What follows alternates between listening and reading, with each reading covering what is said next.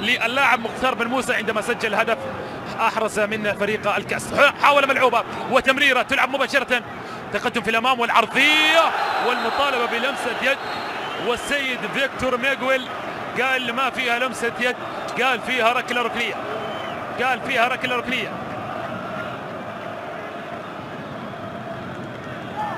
شوف هنا بالاعاده، اعتقد نعم كان فيها لمسه يد، كان فيها لمسه يد نعم، واحتسبها، نعم احتسبها لمسه يد اذن لفريق اتحاد الجزائر. وهذا اللاعب الذي تحدثنا عنه هو المتخصص، هو المتعاهد في تنفيذ الكرات الثابته، قدمه تعرف درب المرمى. واخر فكره لهدف منها حصل فريق على بطوله الكاس امام المولوديه على مرمى فوزي شوشي بهدف احرزه هذا اللاعب. اذا يطالع المرمى، يغازل الشباك، بل يتوسل للشباك، وعسى ان تستجيب له في لحظات اخيره من جانب مختار بن موسى. ننتظر ونترقب هذه اللعبه. مختار بن موسى يلعب العرضيه ورأسيه وفي الجول.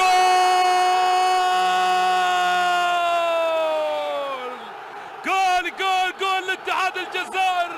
نعم ايوب مختار بن موسى توسل للشباك، فكان الرد للشباك بهدف اول وفرحه اولى تنفض مدرجات ملعب المباراه بعدما طال الانتظار لهذا الهدف، واخيرا تكتحل العين بهدف اول لاصحاب الدار، وتستضرب المدرجات فرحا وطربا بهدف اول ياتي لاتحاد الجزائر. طال انتظاره لاكثر من 40 دقيقه، وقلنا يا جماعه مباراه لو ياتي فيها هدف تتغير ملامحها. شوف العرضيه الراسيه فالمتابعه، وبعد ذلك المعانقه للشباك، والهدف الاول لاصحاب الدار بعد ان طال اكرام الضيوف، طالت، ولكن اخيرا فريق اتحاد الجزائر يكرم الضيف الكبير بهدف اول وتابع راسيه في المرمى مباشره. كل الكرات الثابته في مثل هذه المباريات بمثابه فرصه، بمثابه فرصه. فريق اتحاد الجزائر بدكه البدلاء الموجوده، لمسه هنا تاتي امامنا ومحاوله للتقدم للامام، الانطلاقه حاضره مباشره في الامام، تمريره ملعوبه والكره تصل للخطيره. مزيان يتقدم والتسديده،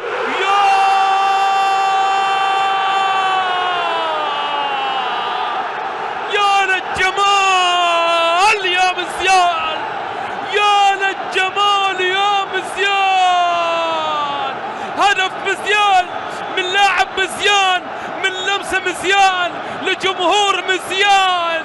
كورة ما أجملها ما أجملها، وهذه المرة تنفض شباك الشناوي، ومزيان قال للشناوي صعبة عليك يا الشناوي.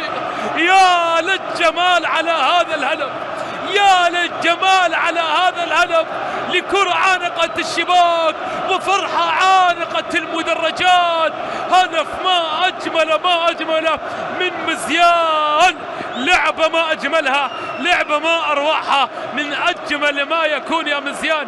شوف الاستلام حاضر أمامنا، تقدم في الأمام، نظرات ارتمت للشباك، وتسديدة بعد ذلك ارتمت وعانقت الشباك بصورة جميلة، بصورة ما أجملها. وصعبة يا الشناوي الكرة الماضية، صعبة يا الشناوي، لعبة من أجمل ما يكون، من أجمل مهارة رائعة، وهو عوض الكرة الماضية التي ضاعت.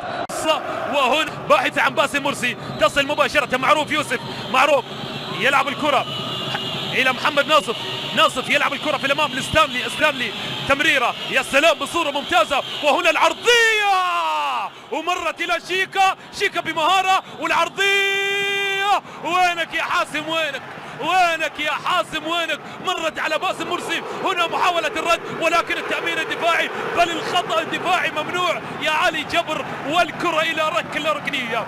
بدأت المباراة الآن بين الكر والفر الهجومي، بدأت للزمالك للضيف، والرد مباشرة كاد أن يأتي. شوف الكرة الحاضرة أمامنا، شيكا هادي ورايق، لعب العرضية ولكن مرت عليك يا حاسم، وليس له من الحسم نصيبا في المرة الماضية لباسم مرسي. الكرة إلى ركلة ركنية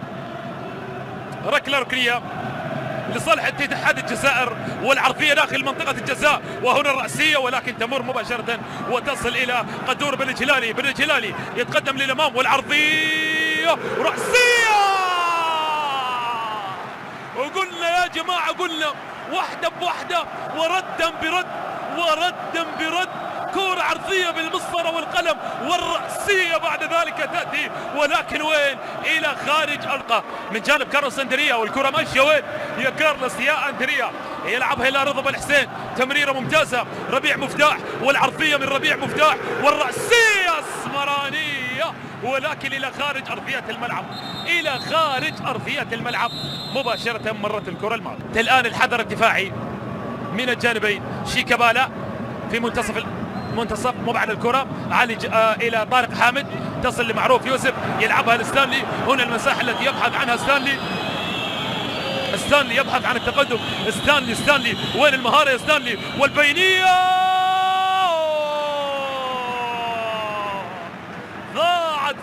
ضاعت يا أحمد توفيق، ضاعت يا أحمد توفيق.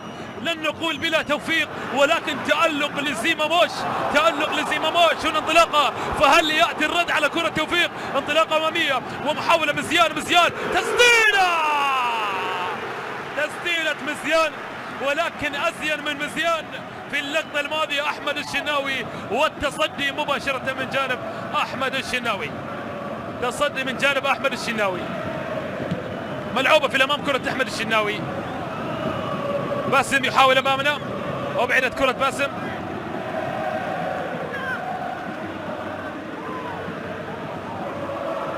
ثقل. شوف هنا بالإعادة الكرة اللي أتت الخاطئة، كرة باسم مرسي، انطلاقة مزيان عبد الرحمن، نقلة في الأمام من جانب مزيان عبد الرحمن، والتقدم أسامة درخلو يحاول أمامنا العرضية.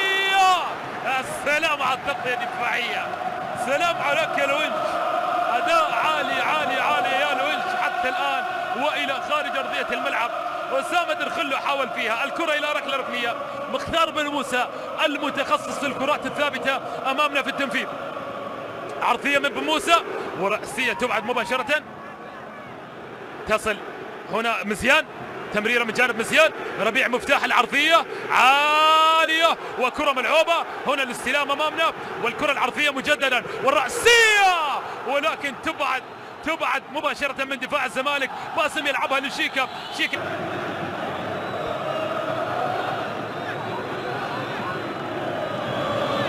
لدينا إذن تبديل أو لاعب قادم إلى داخل أرضية الملعب بعدما خرج اللاعب. أما هنا محاولة ملعوبة، شيكا يبحث عن كرة رأسية بل عن الرد. الزمالك الكرة ملعوبة والتسديدة والكرة إلى خارج أرضية الملعب. أعتقد هل ننتظر، هل يأتي أيضا الحال ونجد هدفا يأتي للزمالك؟ شيكابالا الكرة العرضية رأسية وإلى خارج أرضية الملعب، ويا دوب كنا نناديك يا ستانلي، ولكن مرت وعدت الكرة. نعم، قلنا الأخطاء دائما في مثل هذه المباريات هي أقرب درب للمرمى وأقرب سبيل للمرمى. رد الزمالك بكرة، شوف العرضية من جانب شيكابالا والرأسية بعد ذلك متابعة، ولكن افتقدت للدقة كرة ورأسية ستانلي. عرضية ممتازة ملعوبة، والمتابعة بعد ذلك لم تكن كما شاء الله. شوف هنا هذه الجماهير الصاخبة التي تحدثنا عنها، وكما قلنا هذه شعل محترمة. كل محب يضيع عشقه بشعلة غرام، كل محب يضيع عشقه لفريقه بشعلة غرام، وقبل أن تكون مضطرمة في اليد مضطرمة في القلب هذه الشعل. كرة ملعوبة إلى طارق حامد، ترتفع الهزيج والتشجيع والمؤازرة في مدرجات ملعب المباراة. تمرير سن يبحث عن التقدم إلى باسم مرسي مستخلصة من أمام باسم، تعود لأمير سعيود يلعب الكرة بمهارة، والكرة ماشية وين؟ سعيود مر وفات وتقدم سعيود تمريرة والعرضية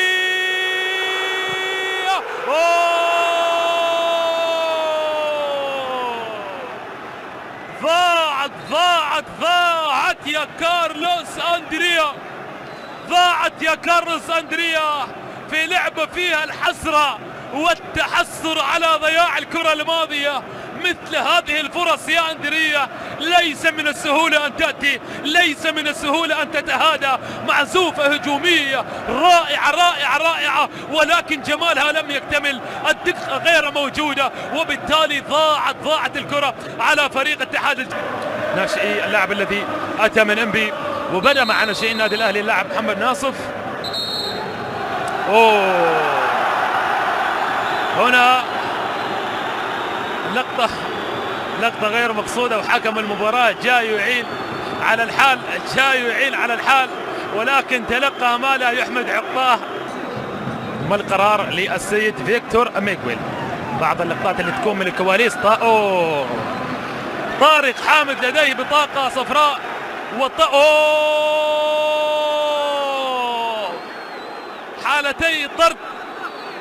حالتي طرد. إذن كرتان حمراوان على كل من أمير سعيود وعلى طارق حامد. وللأمانة كلا الفريقين يفقد لاعبين مؤثرين من طارق حامد. كل لاعب يمثل ثقل كبير في فريقه، إن كان من طارق أو من كانت أمير سعيود.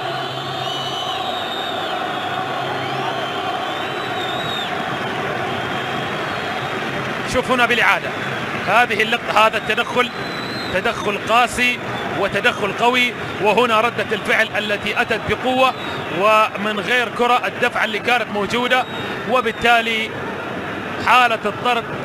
نعم حالة الطرد، حتى الحكم ما سلم من ردة الفعل، وبالتالي كرتان حمراوان يخرجهما فيكتور ميغويل. التمريرة ملعوبة، معروف يوسف يلعب الكرة في الأمام، معروف يوسف وانطلاقة، معروف ماشي وين، معروف يتقدم يلعب الكرة العرضية، تعود مباشرة للعرضية، ملعوبة والرأسية باسم وشيكا.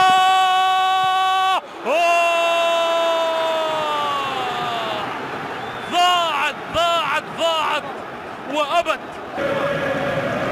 شوفون الكرة العرضية، أخطر لعبات الزمالك التي أتت أمامنا الإبعاد، روضها الشيكابالا، ناظر المرمى، طالع على المرمى، كانت أن تبحث عن الشباك، ولكن يرفضها المتألق مختار بن يونس ويبعدها عن مرماه في أخطر المحاولات لنادي الزمالك.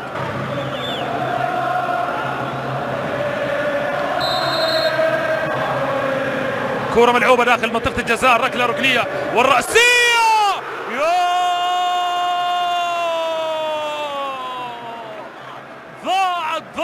ضاعت. وقلنا مشاهدينا الكرام، الركلات الركنية والثابتة هي الهجمات في هذه المباراة، ولكن يا جمالك يا الشناوي، تألق رائع. هنا العرضية والرأسية مجددا وإلى خارج أرضية الملعب. نعم الركلات الركنية والكرات الثابتة هي الهجمات الحقيقية يا إيناسيو في هذه المباراة. لم نرى هجمات حقيقية بأكثر مما وجدناها في الكرات الثابتة. إبعاد كان أمامنا، ولكن هذه المرة رغم الارتقاء، رغم التطلع لهدف، ركلة ركنية لشيكابالا، العرضية داخل منطقة الجزاء، والمحاولة تبعد في حوار اسمراني بين كارلوس أندريا وبين ستانلي. تمريرة تلعب مباشرة، معروف يوسف يبحث عن التقدم، معروف انطلاقة أمامية، وين التربية، معروف يحافظ على كرته بصورة ممتازة. وهنا العرضية والرأسية، ومرت عليك يا باسم وإلى خارج أرضية الملعب. يرتقي الآن ويتقدم نادي الزمالك. طوال المباراة لم نجد جرأة هجومية كما نراها الآن للزمالك. ملعوب الكرة تلعب داخل منطقة الجزاء، وإبعاد تعود لمعروف يوسف. رمية تماس محاولة داخل أرضية الملعب، تمر الكرة مباشرة، محاولة تسديدة. يا الله تصل مصطفى فتحي، مرت الكرة من أمام مصطفى فتحي وعادت خطيرة. مزيان عبد الرحمن، مزيان مر مزيان.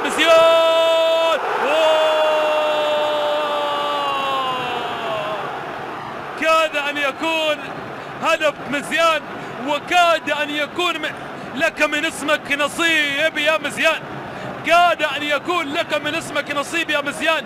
عمل الصعب وعمل المستحيل، عمل المستحيل، ولكن اللمسة الأخيرة ضائجة عن المرمى، بعيدة عن المرمى يا مزيان.